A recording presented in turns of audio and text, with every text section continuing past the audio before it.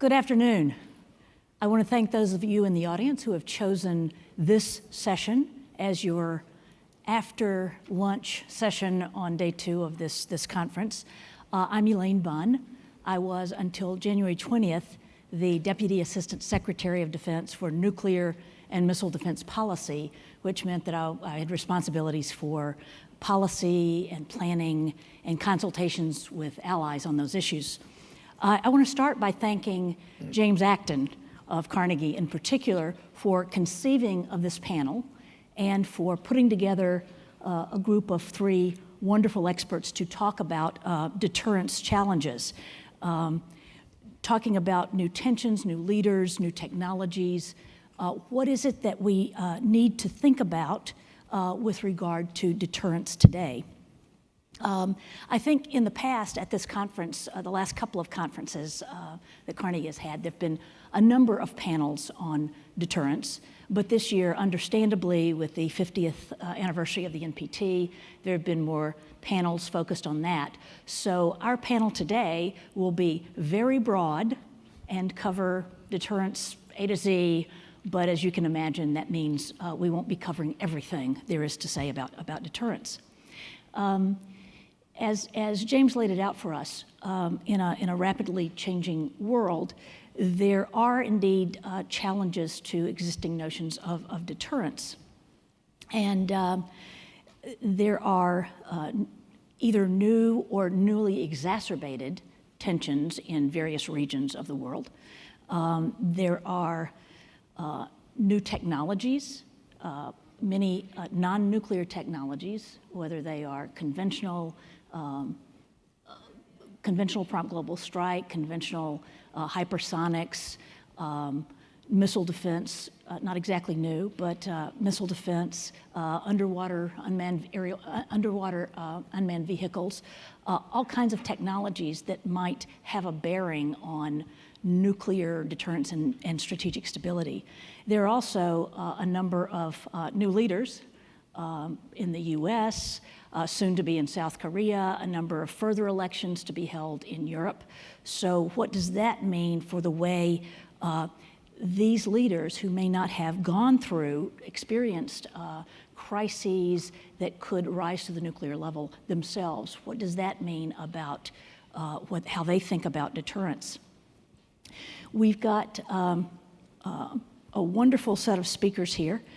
Charles Glaser, just to my left, is a professor of political science and international affairs, and he's also the director of the Institute for Security and Conflict Studies at the Elliott School at George Washington University.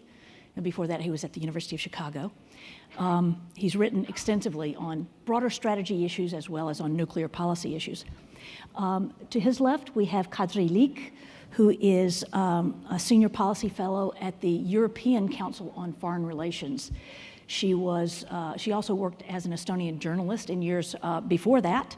Her areas of expertise are in Russian domestic and foreign policy, relations between Russia and the West, the Baltic Sea area, and Eastern Europe.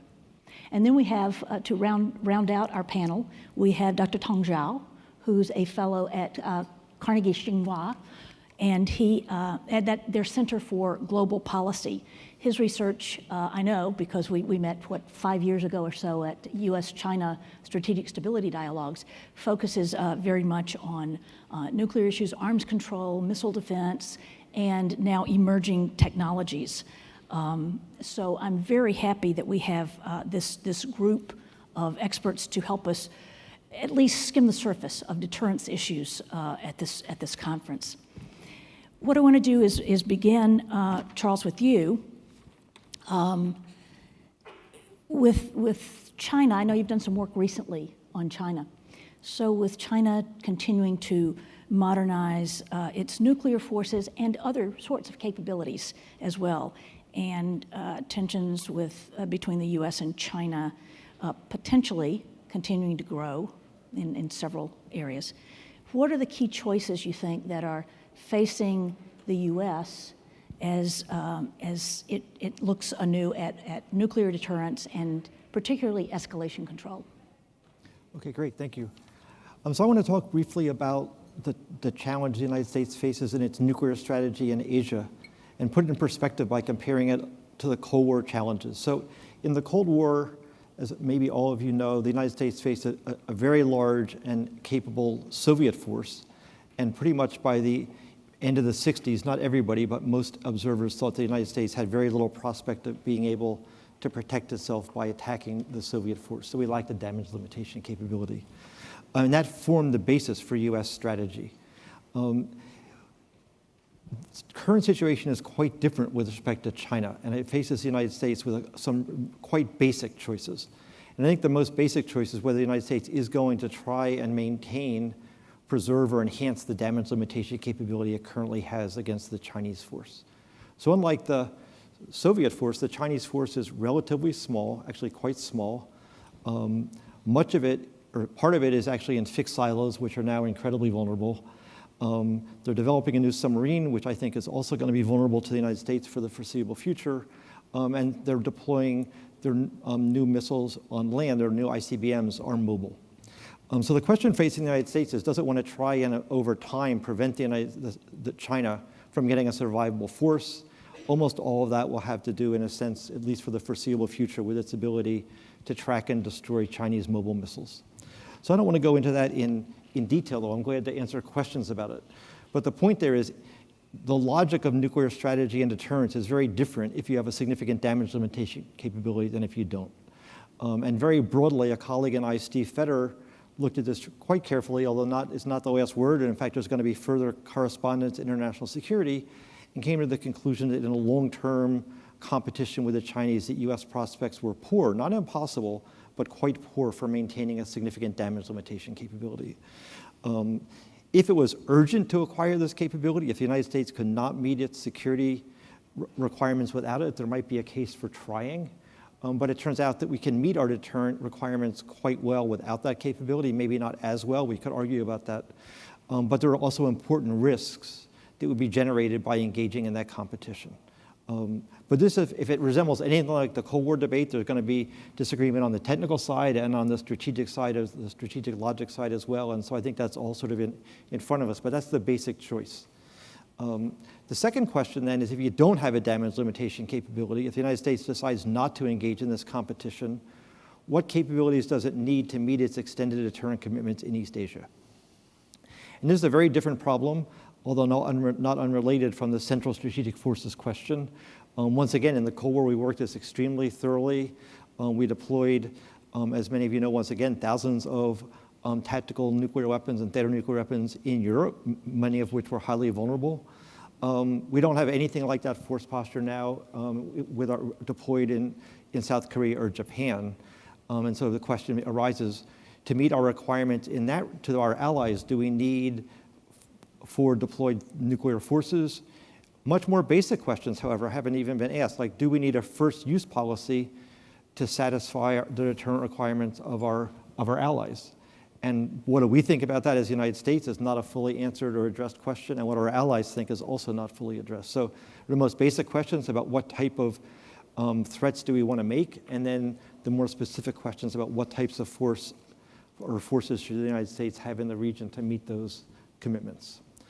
So I think I'm about my time. I'll just leave it at that for starters. Okay, great. So Kadri, let's build on your expertise in a different area. And so I'd like to ask you, after 2014, after Crimea, after given concerns by some in the Baltic states and in Eastern Europe about Russia, what for those countries and for NATO as a security alliance, what do you think is most effective in the future to deter potential aggression, or are you worried about potential aggression from Russia? Thank you. Thank you for the question, and thank you to Carnegie for inviting me. I feel really honored. I'm a modest Russia watcher with not much in terms of nuclear expertise, but I try to understand Russia's rationale of doing things it is doing. When it comes to the Baltics, I think it also starts from understanding what are Russia's aims actually and its thinking. And in my view, Russia doesn't view the Baltic states the same way it views Ukraine. Russia has a very sphere of influence-centric worldview, and Ukraine is the country Russia really wants to have in its so-called sphere of influence, to control its policies, to have upper hand in business affairs, to basically be able to veto its relations with the West. Baltic states is different. In its sort of sphere of influence worldview, I think Russia views the Baltics as being in America's sphere of influence. It tried to keep us out of it. There was a big debate about Baltic NATO membership in 1997, which Russia lost and accepted it. So Russia sees us as America's sphere of influence, but we are America's soft underbelly, the place where Russia could hit if there are tensions that need to be addressed somewhere else. So I have been worried about tensions spiking between America and Russia, say in Syria, or maybe in Ukraine, because that could result in Russia just acting in the Baltics in order to gain some bargaining ground or to signal its displeasure. But thankfully, I think actually against such dangers, the reinforcements that were decided in Warsaw are actually a good countermeasure, because that raises the bar of Baltics being used as a small change in other conflicts. And I think that addresses it pretty well.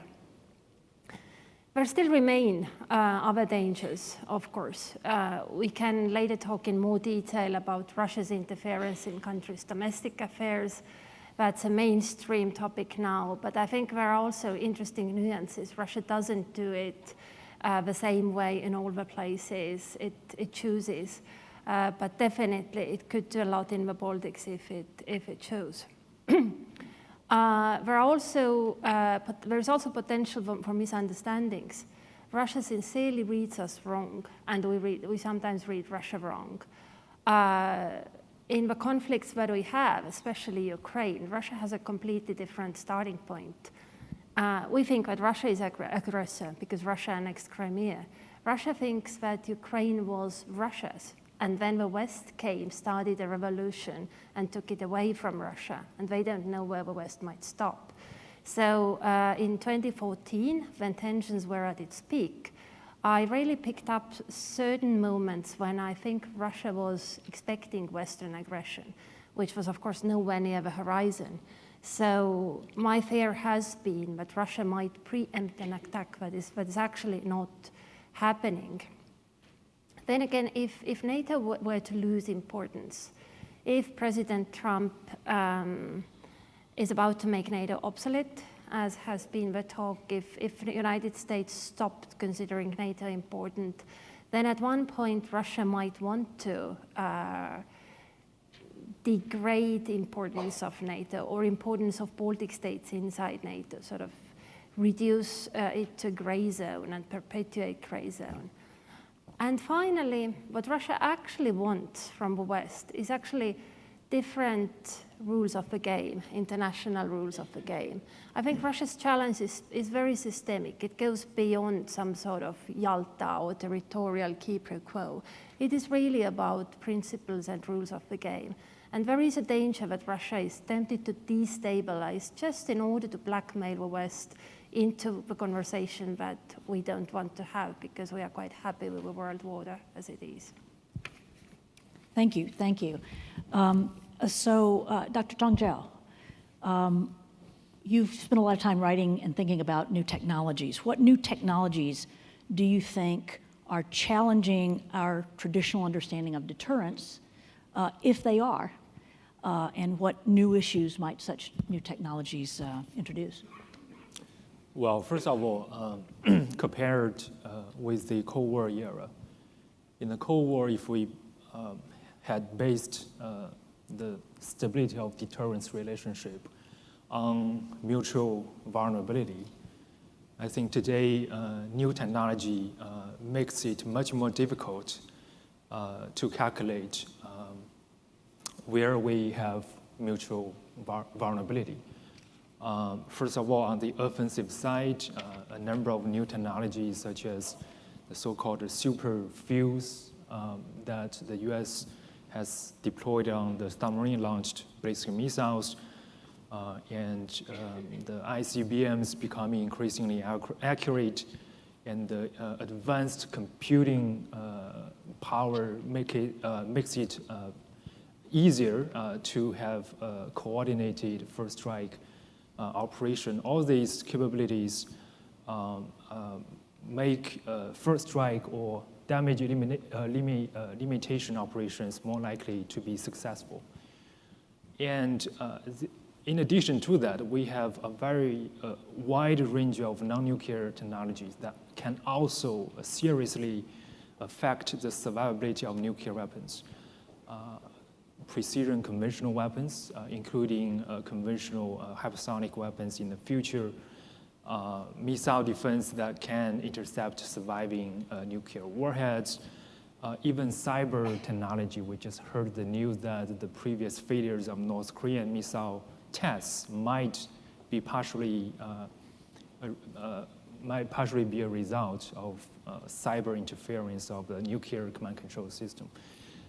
So in order for nuclear major powers like China, Russia, US to reach agreement on mutual vulnerability, if we still use that as the basis of our nuclear relationship, it's much harder now to reach agreement in each and every area of these new technologies.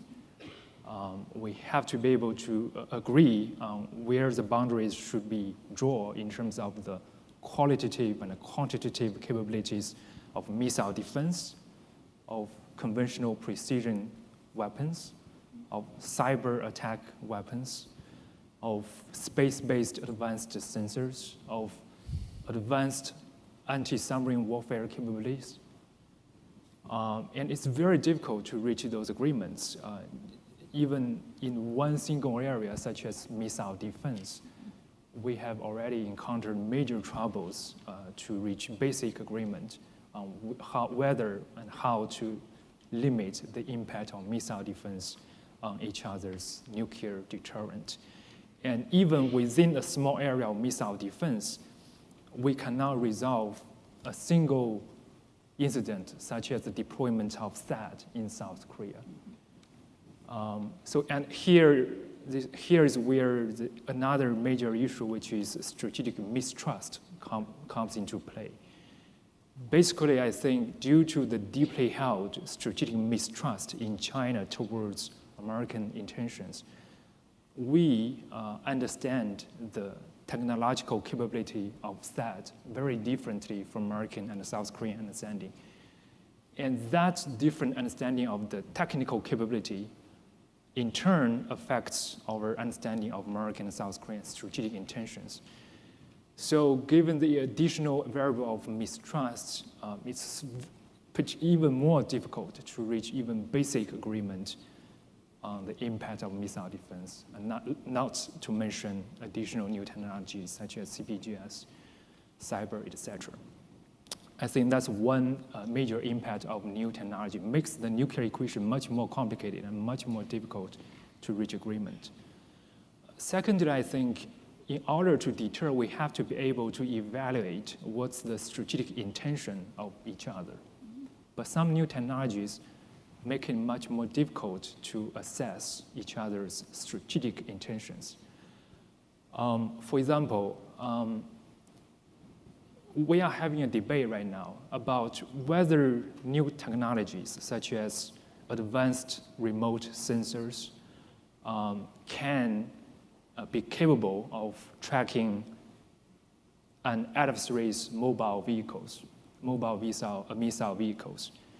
And I think there are different views. But given this technical uncertainty, people will be in a very difficult position in understanding whether the other side will try to pursue first strike or damage limitation capabilities.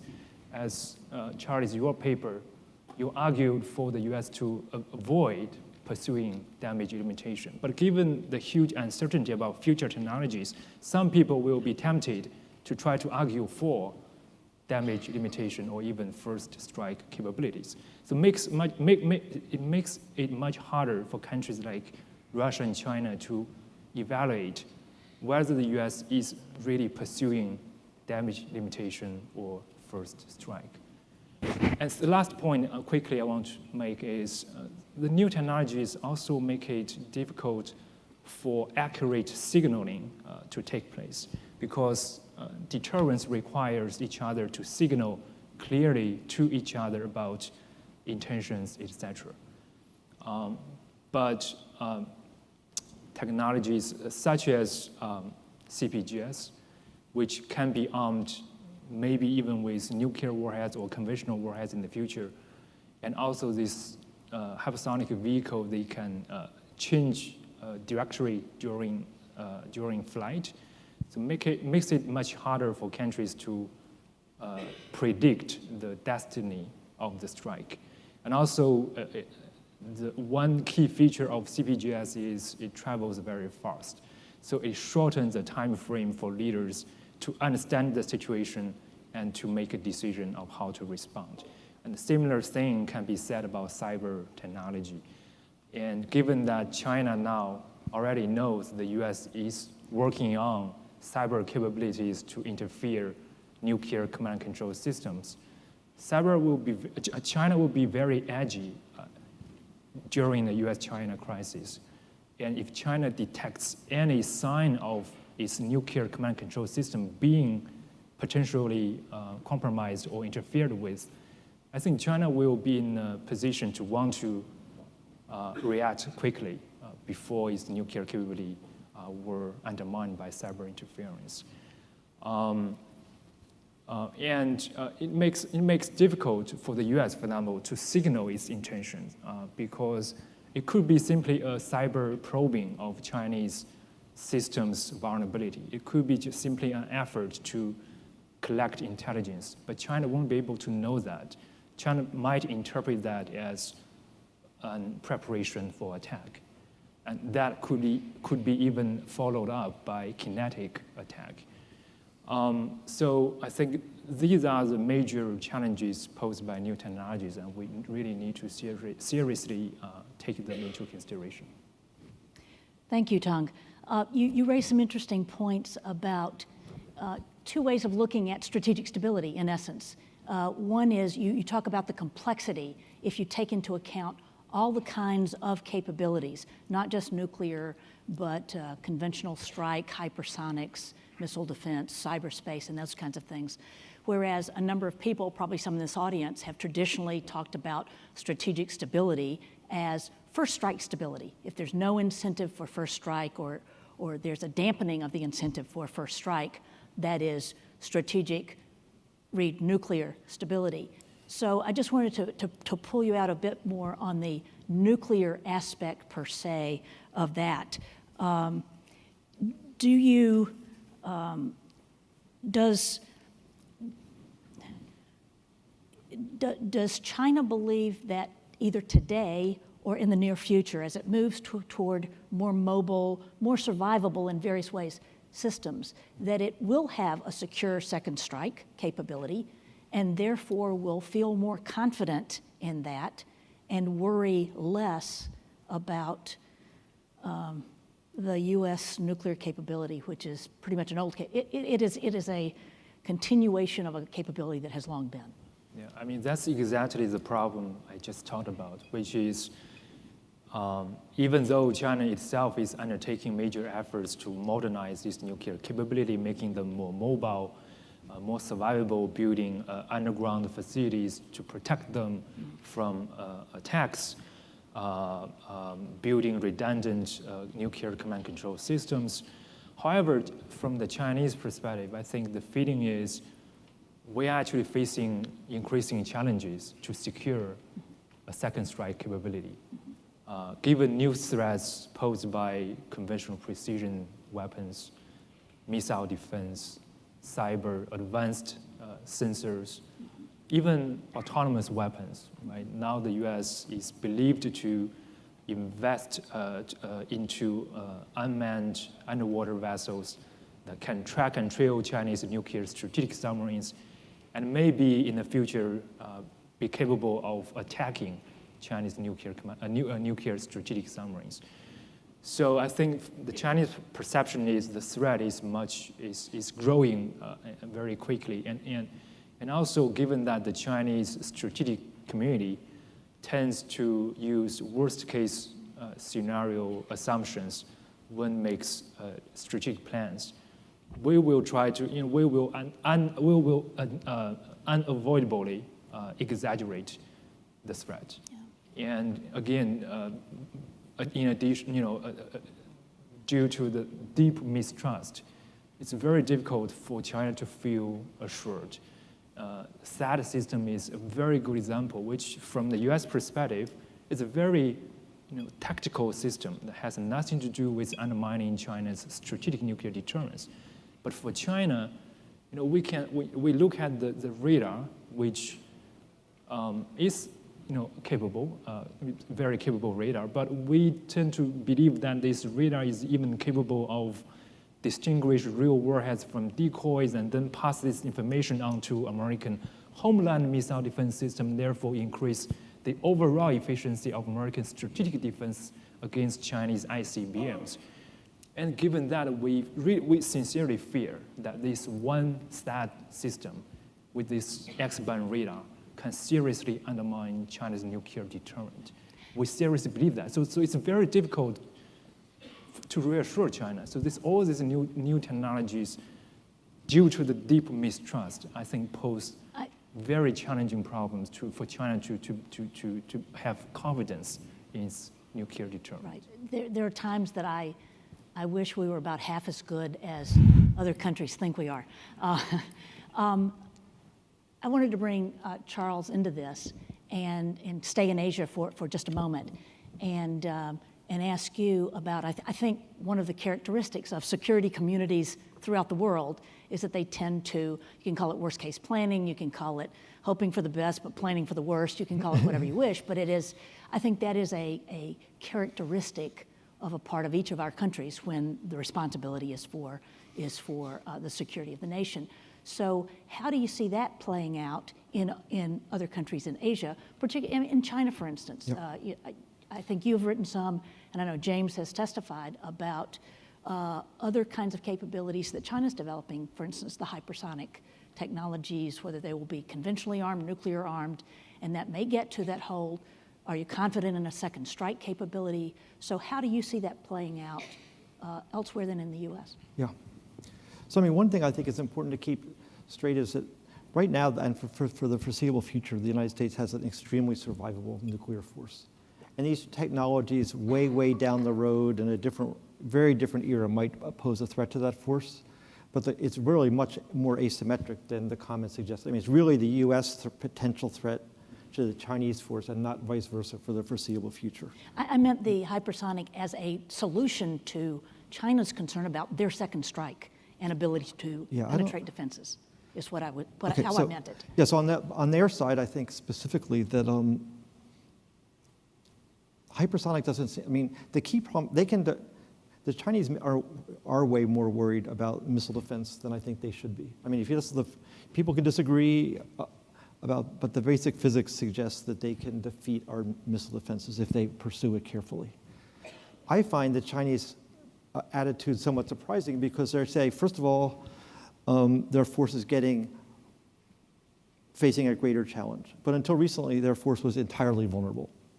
So maybe they care more about the survivability of their force, but until they started to deploy mobile missiles relatively recently, they were totally vulnerable. And their submarines they didn't have a deployed submarine, and the one that they're deploying now will be vulnerable. So their force is getting more survivable. It may not be adequately survivable.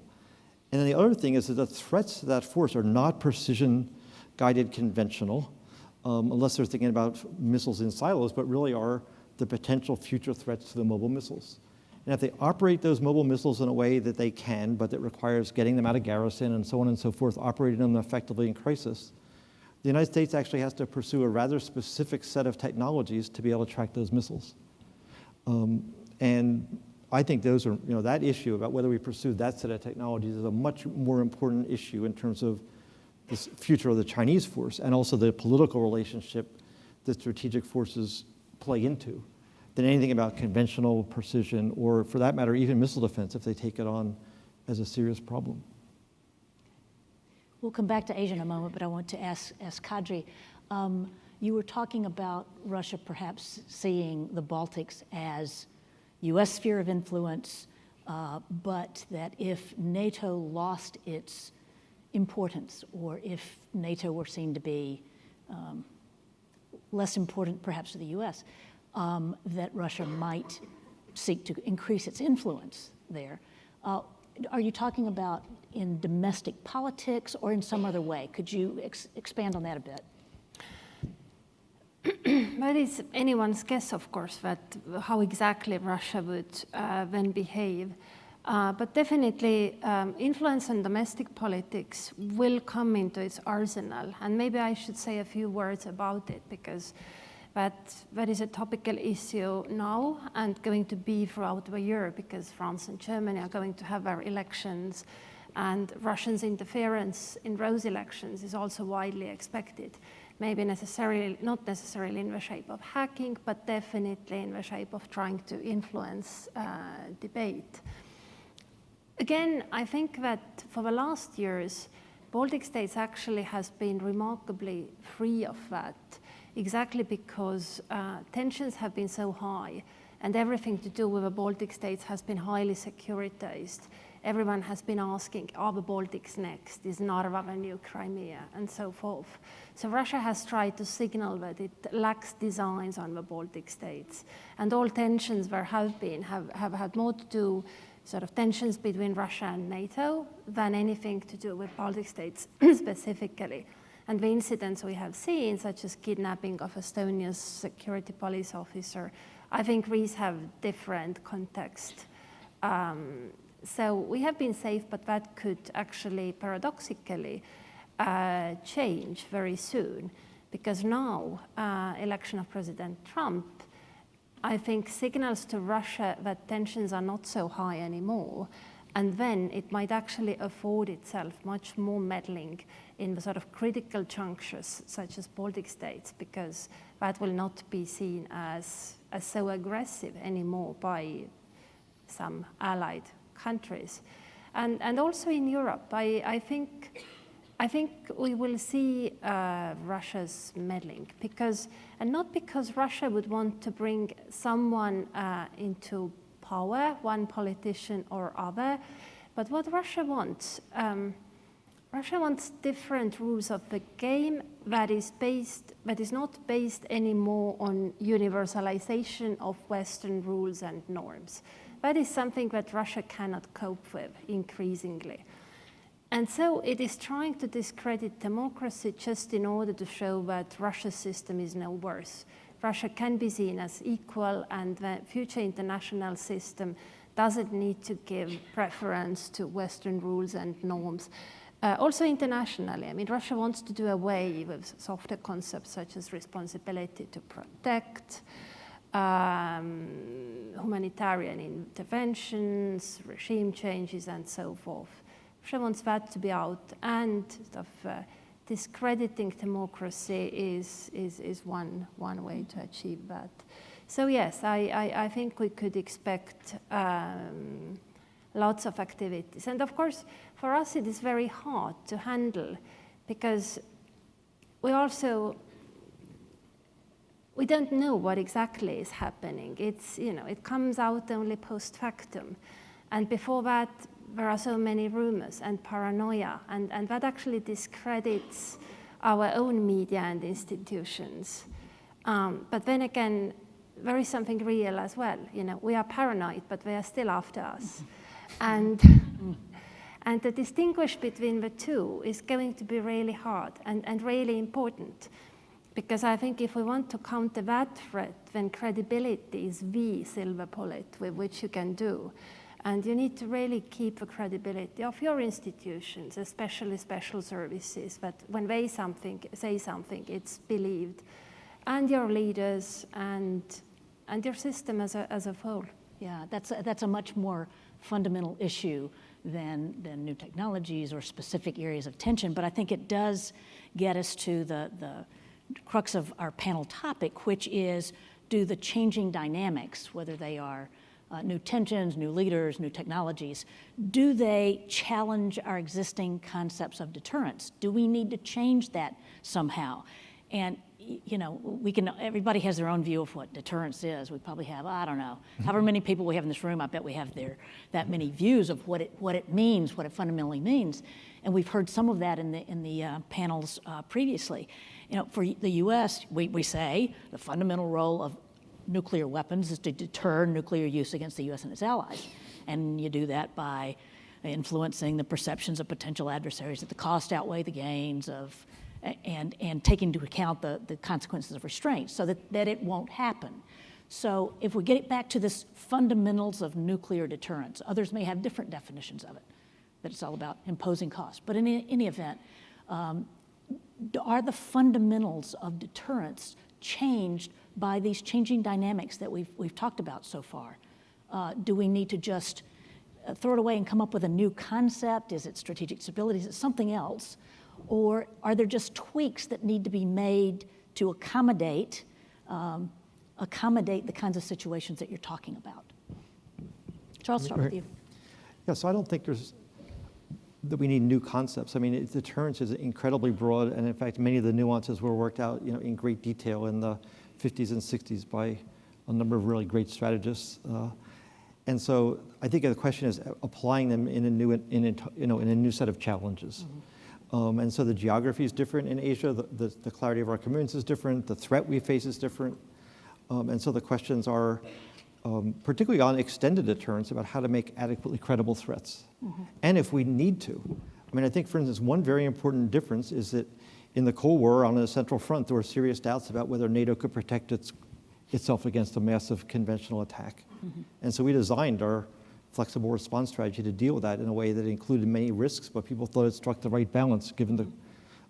First question for Asia is, do we face a kind of comparable threat where we need to have that, to threaten nuclear escalation, and in the variety of different ways that we did in Europe? My own sense is no, for a variety of reasons. So the conventional threat to our allies is smaller. That means that the role of nuclear weapons is potentially diminished, and that should influence the risk that we're willing to run and the force posture we would have. Mm-hmm. But it's not because deterrence is different, it's because geography is different, the Chinese threat is very different, and so we need to balance out the potential risks and value of the different threats we make. But I think that's it's a very big question, and it will partly also depend upon what the Japanese think, for instance, or the South Koreans. Whether they're going to be satisfied. Would Japan, right now, mostly people are saying no, would Japan be satisfied with an entirely second-use policy that's designed only to deter nuclear use? You said that's what our nuclear weapons are for primarily, but as you know, we have a long-standing... Is what the 2010 nuclear posture you said, fundamental role.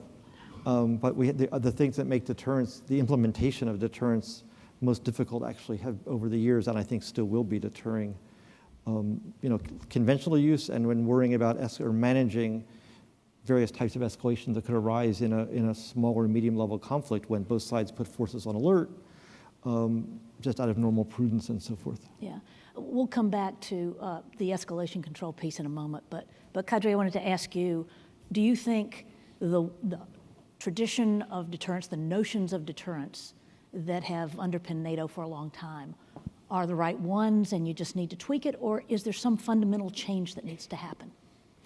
I agree that nuclear deterrence is still fundamentally the same, maybe needs to be tweaked a bit.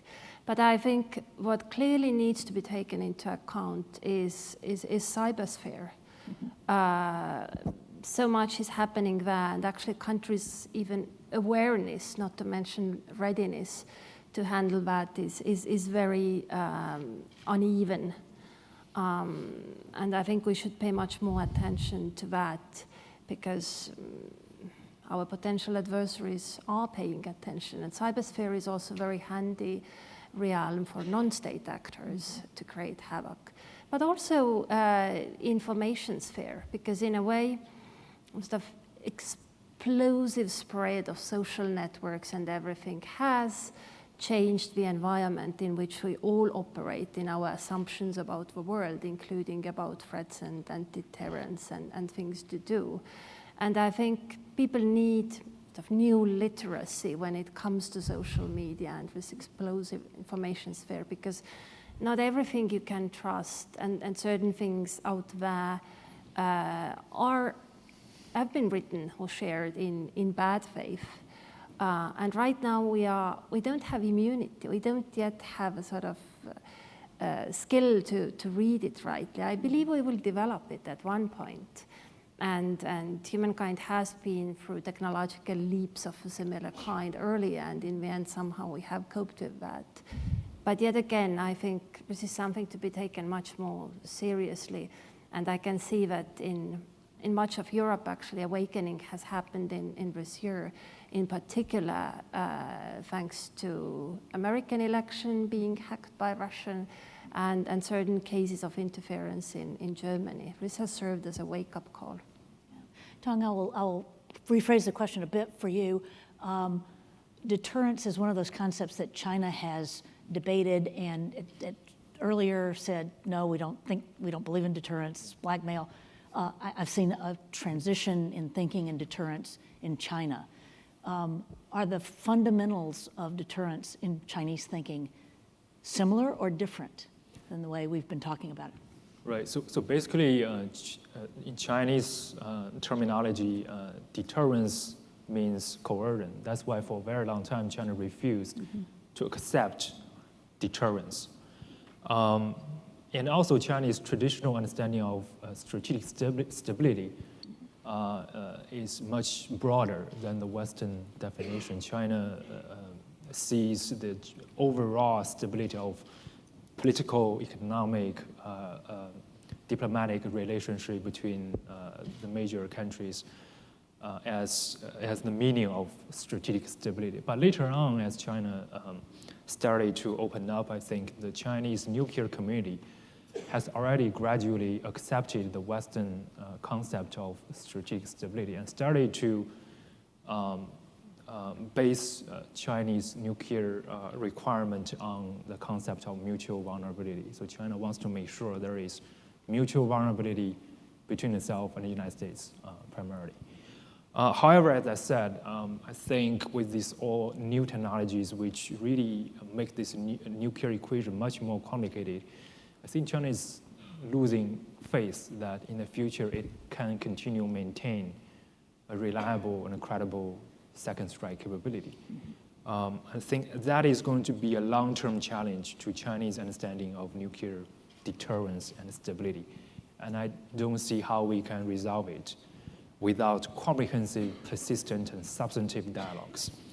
And secondly, I think for a long time, China refrained from building a large arsenal and took efforts to maintain a modest nuclear posture because the first and second generations of Chinese paramount leaders, they had clear visions for China's nuclear weapons and nuclear strategy. And they imposed direct guidance to Chinese nuclear establishment. And they set the basic rules and principles. However, I think this top-level influence is gradually eroding over time. The new generation of leaders, they don't pay much attention to nuclear policy anymore. And they don't really set a clear vision for China's nuclear strategy, for China's nuclear arms control policy. And gradually, nuclear policy started to be seen as primarily an operational military issue.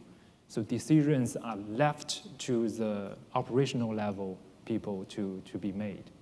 I think that really introduces new problems because, as we all know, military, they are all for greatly enhancing nuclear capabilities. And the Chinese military is the one that is most vocal in promoting concepts such as launching warning posture, etc. So if they take the lead to make China's nuclear policy in the future, I think that will pose new challenges to China that has not been seen before. And there is another rising nationalist sentiment in China too.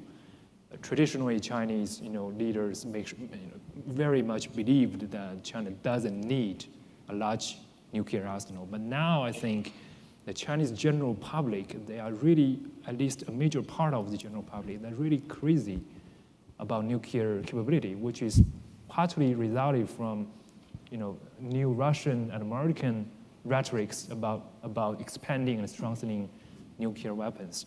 And we clearly hear voices that call for China to obtain nuclear capability that is equivalent to its economic position in the world. Okay. Right.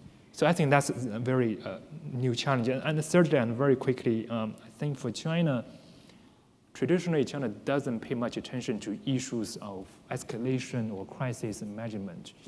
And therefore, China doesn't consider the potential risks about co-locating nuclear and conventional forces together or using the same missile for both nuclear and conventional missions. I think that's a lesson China needs to learn, but China hasn't paid enough attention to that. Thank you for raising that one, because I did want to come back to escalation, the risk of either miscalculating or co-locating those kinds of issues. But in a different way, Charles, I want to just, one last question here. Some of our allies in Northeast Asia who live in a dangerous neighborhood are assessing their own role in deterrence. I don't mean nuclear deterrence and acquiring nuclear weapons, we hope, but their role in conventional deterrence. For instance, the South Koreans are acquiring their own indigenous missile capability. The Japanese you see them increased flights over East China Sea as China increases its flights in the region. So it gets us to the fact that there are other parties, just besides the nuclear-armed countries, who play a role in crisis, even in conflict, and how it moves forward, and whether or not there is catalytic war or whether there is a danger of escalation that, in the case of us and our allies, we don't necessarily control. So could you speak to that a bit? I can try to speak to that a bit. That's a hard question. Well, I think that this is a set of issues partly we need to work out with our allies. A question about how we've made clear our commitment to the Japanese, for instance, over the disputed islands, but how large a role we would play and whether we would. I mean, I can't imagine that we would say we want to extend a nuclear deterrent over the Senkaku Diaoyu. It doesn't seem plausible. And the problem would be if a conflict starts there and then becomes a medium-sized conflict, how do you operate your forces in a way that's prudent on the one hand, but doesn't lead the other side to be more fearful than it is? Because we could be in a situation where we don't plan to escalate either to large attacks. Now, part of the problem is there is this interlinking, which I think my colleague Caitlin Talmadge talked about yesterday, between conventional operations and nuclear pressures. So one thing we need to sort out is if we're in a medium-sized conventional war and it becomes a large conventional war, do we want those operations to put pressure on China's nuclear command and control and nuclear forces that are intermingled with conventional forces? That's one way we can actually reduce the escalatory pressures of being in a fairly large conventional war. Other things we can't do. I mean, if it turns out that China's nuclear force is vulnerable, except when it's on reasonably high alert and very different than it is day to day, we will be very worried on the US side about why the Chinese are going on alert, and to them it will look entirely defensive. Right. Just one specific point on damage limitation, we will see that as much less worrisome if our policy does not include damage limitation, because there'll be a window of time during which that mobilization takes place that the Chinese force is still vulnerable, and it will potentially close.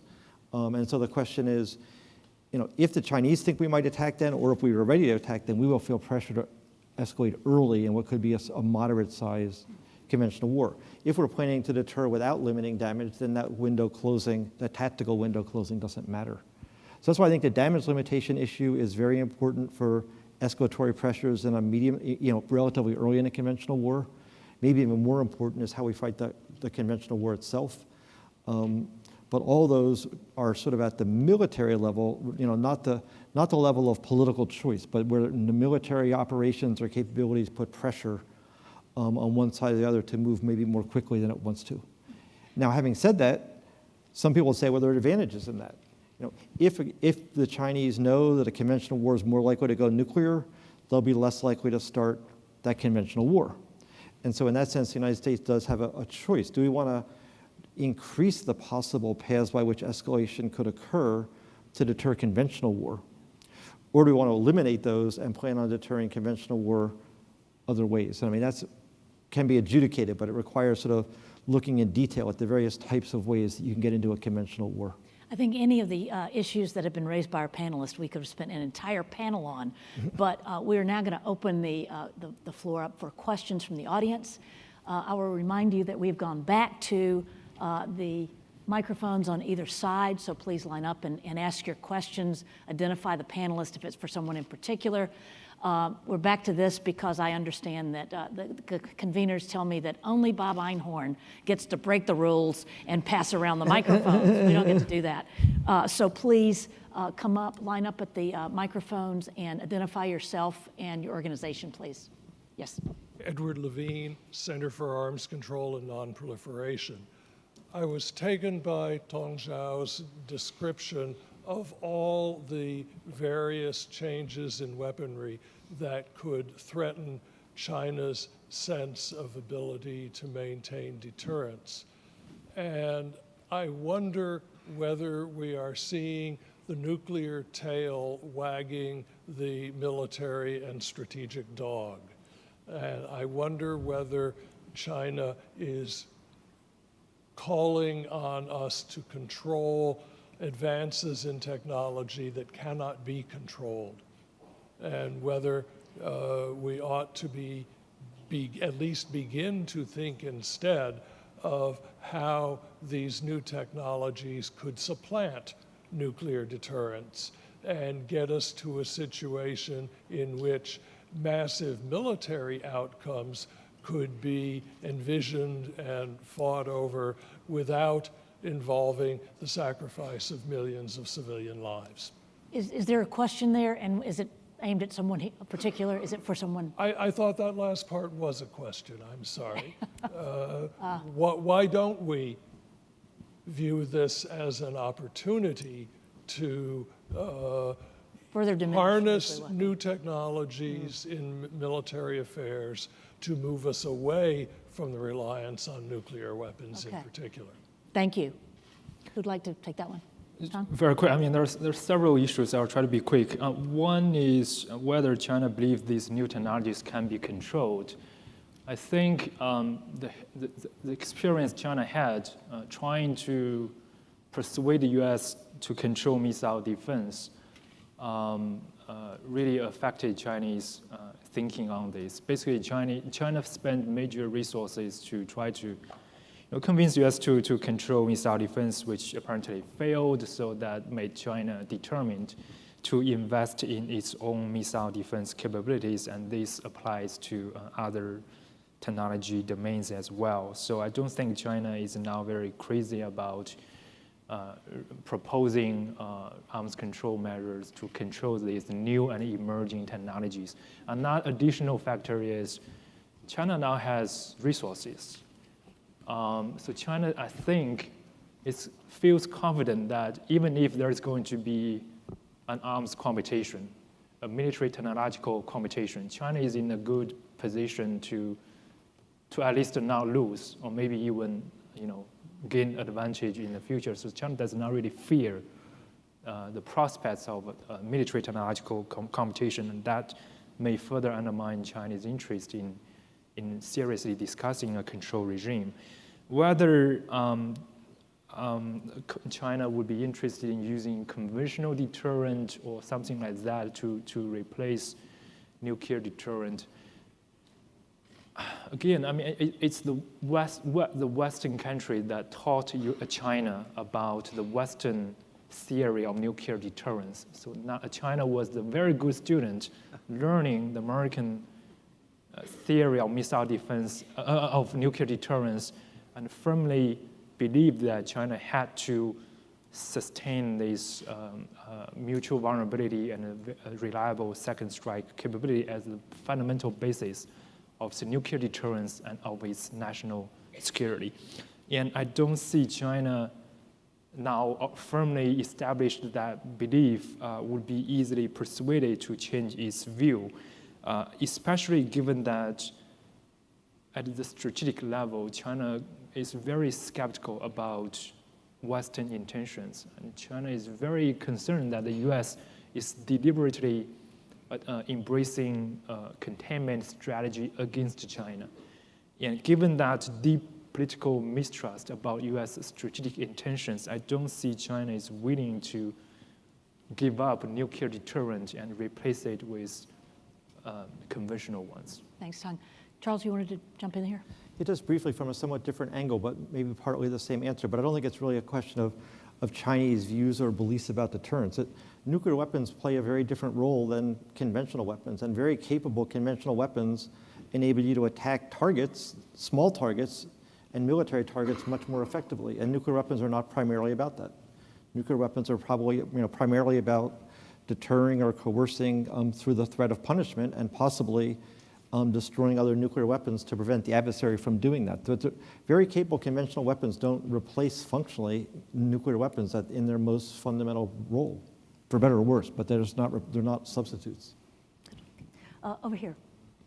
Hello, my name is Adlan Margoyev. I'm representing Peer Center, a Moscow-based think tank.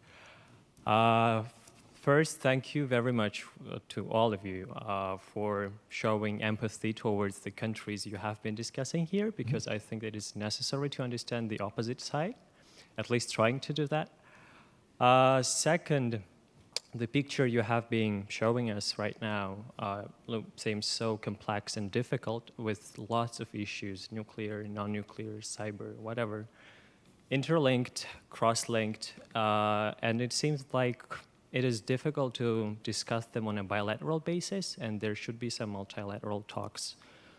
My question is to Mr. Charles and Mr. Zhao. Do you find it possible to have any nuclear-related talks on a trilateral basis with Russia? Because to me, it seems like if any kind of talks, consultations, joint declarations, not even further reductions on a trilateral basis of nuclear weapons, just anything which would be involving both, not both, but every of these three countries, would lead to a situation when some of the signals at least would be interpreted in a different manner. The parties would understand each other better, and no ban treaty, no nothing would be useful. That would prevent a lot of other discussions which are doing harm to NPT review conference, to any other fora. Thank you. Got it. Thank you very much. Okay, so Charles, we'll begin with you. Kadri, you may want to come in on this one with regard to Russia, but Yeah. right. I'm not sure I quite understood the question, but I think if there's another round of arms control discussions, the next round is very likely to be bilateral and will be Russia and the United States.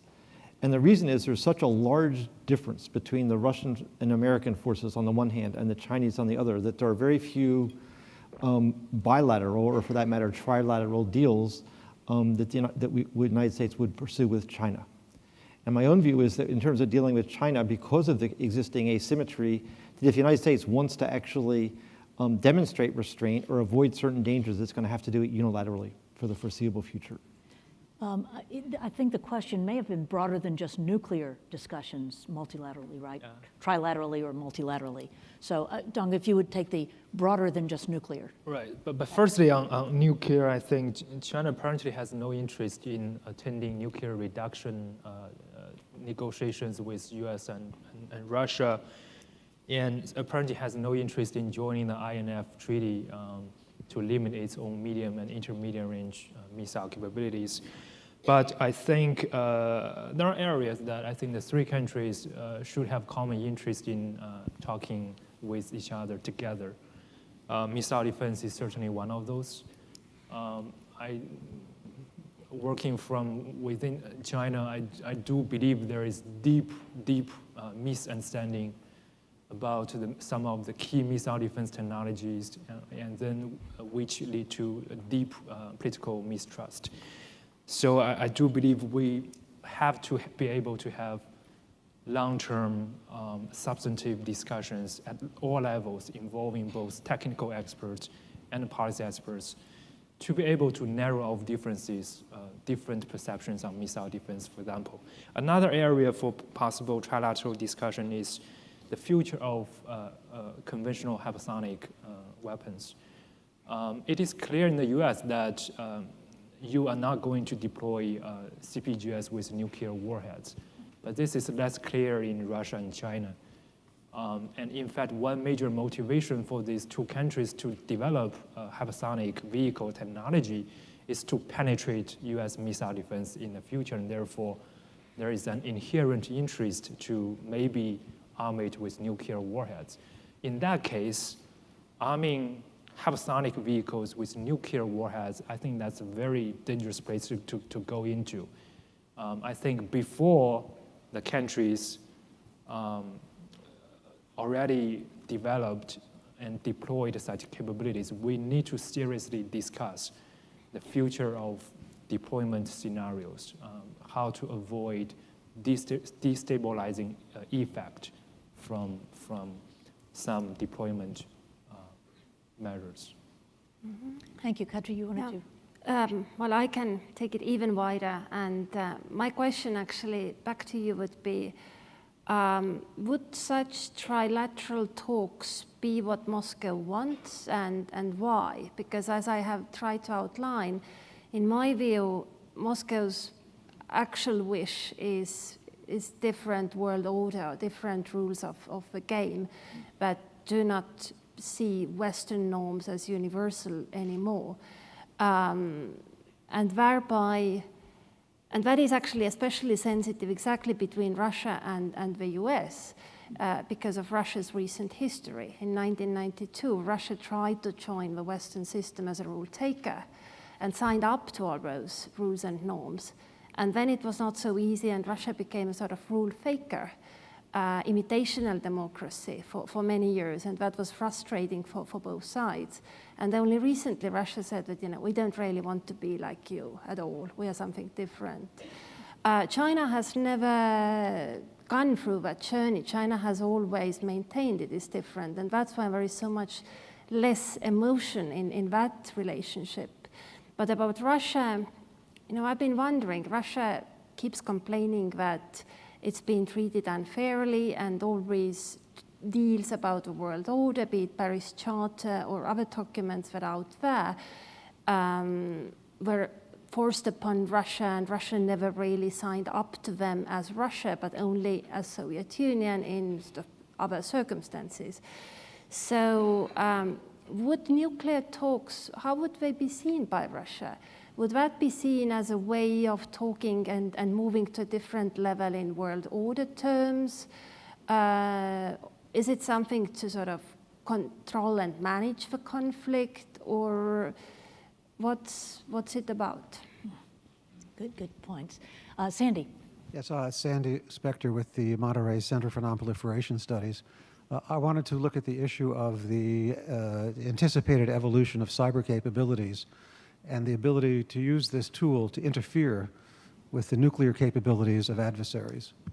At a certain stage, and we may have seen a little bit of this, and it's alleged that we interfered with some of the launches of the North Korean missiles, but at a certain stage, there'll come a time when we won't know, that is, the United States won't know if Chinese cyber capabilities have prepared in a way that will actually prevent us from launching our missiles, and vice versa. And certainly there's a closer comparability in Chinese cyber capabilities and American, I think, than in the scale of our arsenals. And the Russians are in the same boat. In other words, they too have very advanced cyber capabilities. So if we reach a point when it's not a secure second strike that's in doubt, it's the secure first strike that you might not be able to execute, is that stabilizing? If every country wonders whether its nukes will actually work when needed, or is that destabilizing? Should we aspire to this stage of opacity, or do we want to try to keep things absolutely workable and clear-cut? So it's really not first strike or second strike, but uncertainty about any strike at all, ability to do. Correct. In other words, once that happens, it seems to me you must rely less and less on your nuclear weapons, except in extremis with a hope that they will perform as planned, and it just could change the dynamics quite a bit. Interesting. Who'd like to take that one on? I could give a shot. Given the complexity of nuclear command control system, I don't think any country has any firm confidence it can reliably disable the other country from launching missiles. The confidence in obtaining that type of capability, I think, will be very low, even in the future. I think the impact will certainly be very destabilizing, given that China, Russia, in the case of China, from the Chinese perspective, given we know that the U.S. might have such capability and is working on improving such capability, I think there are a number of ways that can make China feel it has to react very quickly and very early on during a crisis.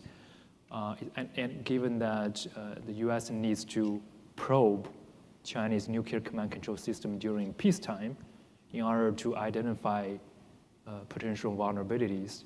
And some of such probing activities might be detected from time to time by us. All these efforts will greatly undermine our confidence and will increase our suspicion of your intentions.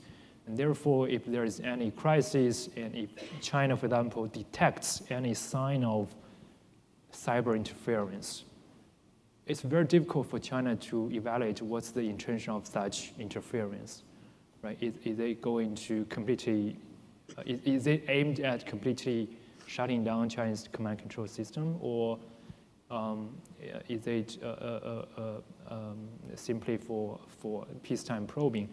And also in the American, I think, war planning, if you are going to launch a kinetic first strike against Chinese nuclear system, you will first launch a cyber attack.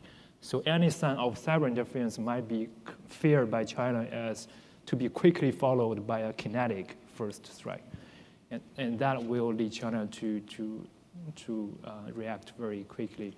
That doesn't stabilize the situation at all.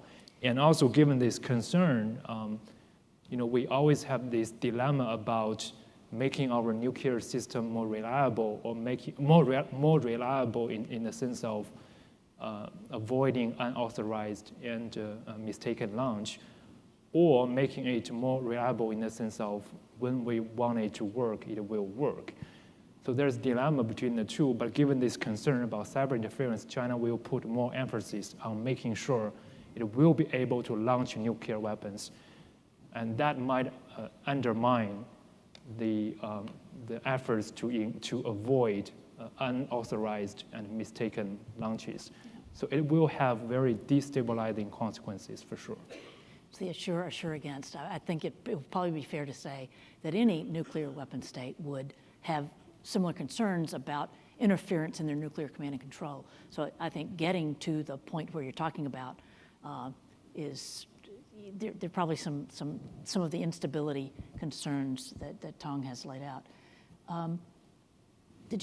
Anyone else want to take on that question? We'll go back over here. First.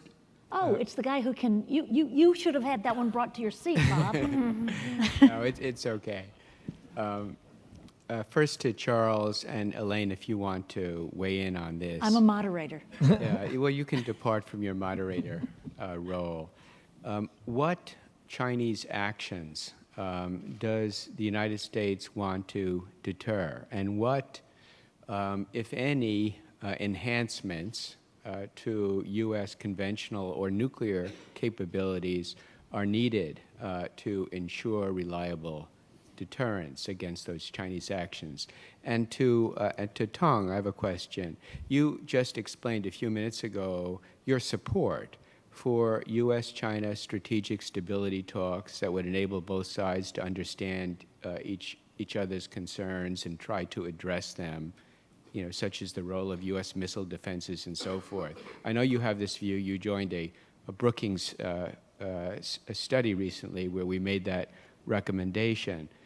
But why is it that the Chinese government isn't prepared to engage more transparently with the United States in private to talk about these things? I mean, my understanding is the U.S. has tried a number of times to explain why THAAD, in our view, is not undermining China's deterrent, and so forth and so on. Why is the Chinese government so resistant to this kind of a dialogue? Thank you, Bob, and I'm going to maintain my moderator role. And so I'm going to, having been involved only months ago in many of the efforts that you were just talking about. Therefore, I will ask first Charles to speak to that, and then Tong, if you'd like to speak to it too. Kadri, I am sorry that so many of these questions are Asia-related. You're always welcome to jump in too. Thank you. Well, I think the question is a very good one, among other reasons, because it helps us think about what the purpose of the weapons is. So I don't mean to say, it is the most obvious questions, but it's maybe the most basic, and it's often overlooked. Nuclear weapons in my view, should only play a role in a state strategy when the stakes are quite high. And so the question is, when are the stakes quite high, and also that we can't manage primarily with conventional weapons? The key scenario that people point to is Taiwan. If the conventional balance is shifting in such a way that increasingly the United States will have difficulty meeting its commitment to Taiwan, which is, we can talk about the details of it, but we do have a commitment, particularly if it's attacked in an unprovoked way. And so you might want to rely on nuclear weapons to contribute to that deterrent. And in the various NPRs, Taiwan is shown up specifically as a potential scenario. So that's the obvious one.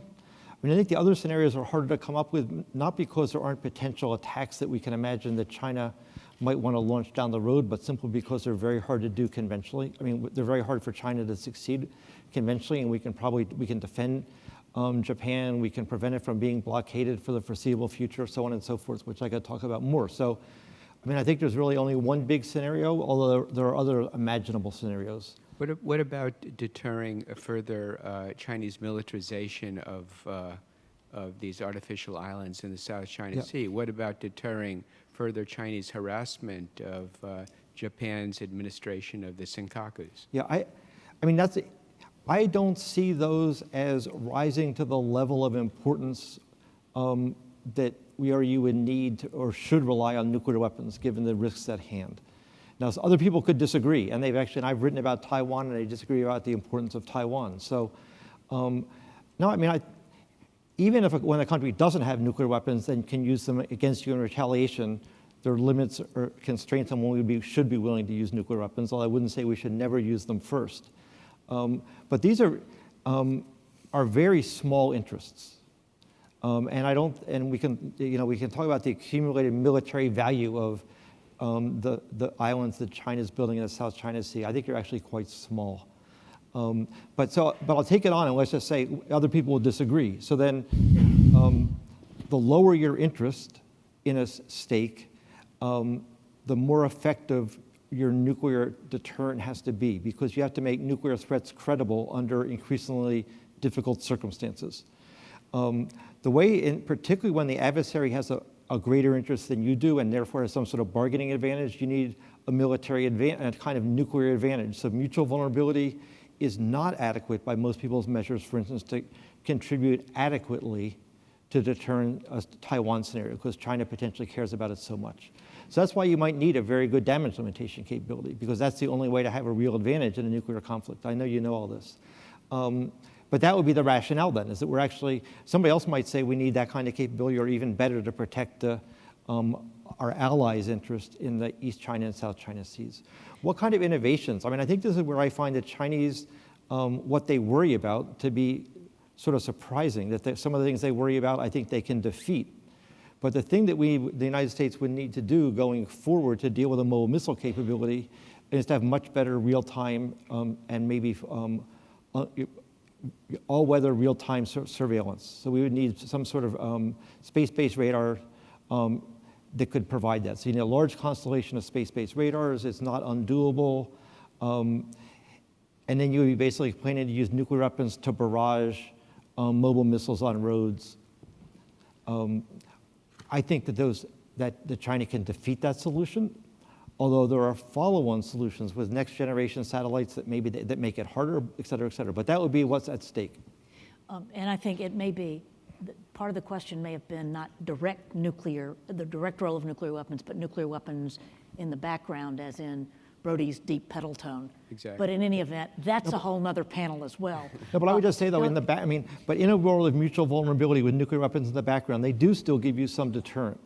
But people, in a situation in which the adversary cares more about what's escaped than you do, many people argue that they don't.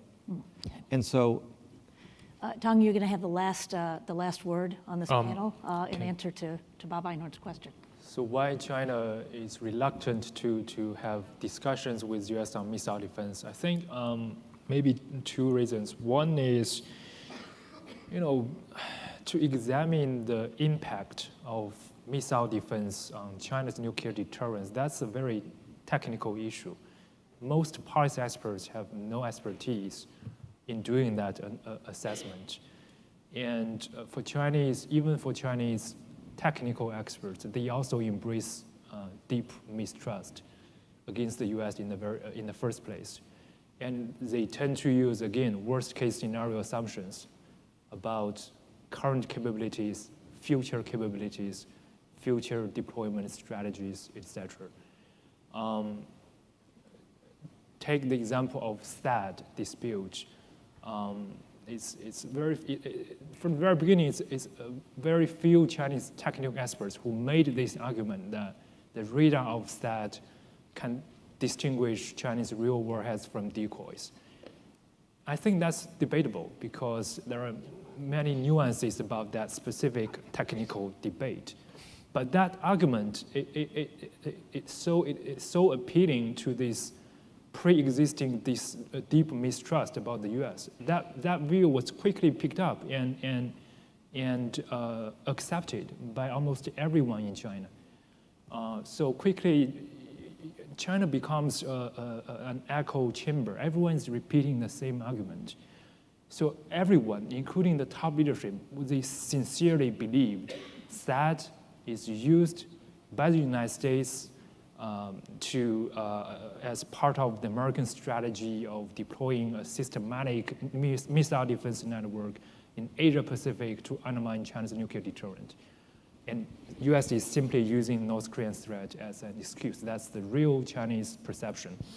And given that, China has refused to have any operational level discussion with the U.S.